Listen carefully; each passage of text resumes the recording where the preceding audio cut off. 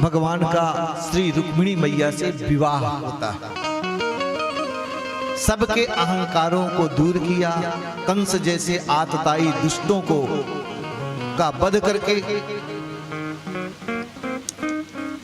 उद्धार करते हुए प्रभु ने परीक्षित को कथा सुना रहे हैं। अस्ति प्राप्तिश्च कंसस्य महिष्यो वरदर्शवा।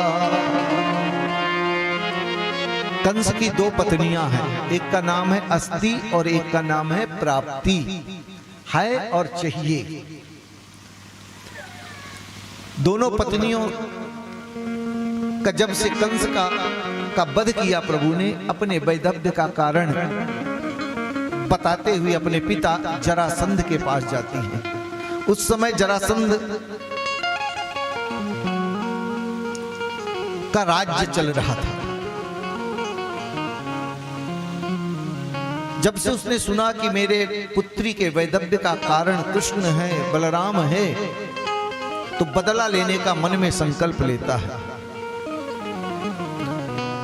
और प्रभु को मारने के लिए परीक्षित 17 बार आक्रमण किया, लेकिन हर बार प्रभु उसको जीवन दान देकर के भेज देते थे।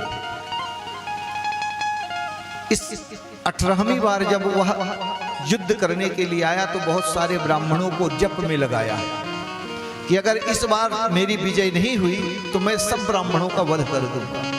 सब ब्राह्मण घबराए, प्रभु से प्रार्थना करने लगते हैं, प्रभु अब आप ही हमारे प्राणों की रक्षा करो। इस बार प्रभु की कृपा से जरासंध 18वीं बार मथुरा पर आक्रमण कर रहा था, तो इधर श्री नारद जी ने एक योजना बनाई। जरासंध के साथ एक काल यवन म्लेच्छों के जो राजा थे उनको भी साथ में भेजा। मथुरापुरी पर भगवान को कोई आयुध हाथ में नहीं लिया। काल यवन श्री कृष्ण को पहचान करके पकड़ने के लिए दौड़ा तो भगवान ने दौड़ते हुए एक गुफा के अंदर प्रवेश कर गए, जिसमें श्री मुचकुंद जी महाराज शयन कर रहे थे। ये मुचकुंद जी वही हैं जो देवासुर संग्राम में देवताओं की मदद की। देवताओं ने युद्ध जीता, बोले क्या मांगना चाहते? बोले आराम करना चाहता है। बोले जाओ सो जाओ, जो तुमको जगाएगा वो भस्मई हो जाएगा। एक गुफा में मुचकुंद जी सोए हुए थे। काल यवन पीछे पीछे आ रहा है, प्रभु दौड़े आगे आगे जाकर के अपना पीतांबर मुचकुंद जी के ऊपर डाल देते हैं।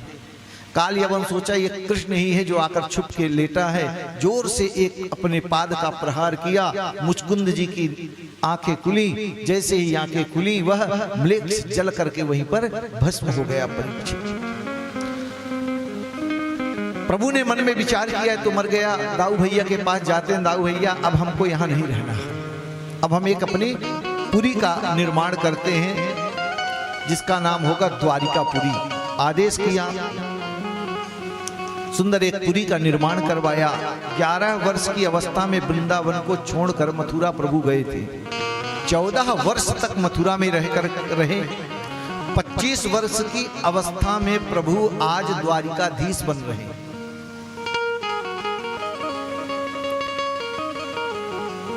और जाकर के अलग पुरी का निर्माण करवाया। बलराम भैया से कहते हैं, भैया क्यों ना हम लोग भाग चले रण को छोड़कर। दाऊ भैया कहते हैं, कन्हैया कलंक लग जाएगा, लोग हमको रण छोड़ कहेंगे। बोले इतने नाम हैं तो एक और नाम सही। ब्राह्मणों की रक्षा करने के निमित्त प्रभु ने इस बार जरासंध से हार स्वीकार करी और वहीं पर प्रहर्षण पर्वत पर जाकर चढ़ जाते हैं और छलांग लगा करके अपनी द्वारिकापुरी में एक सुंदर नगरी का निर्माण करवा करके रहने लगते हैं।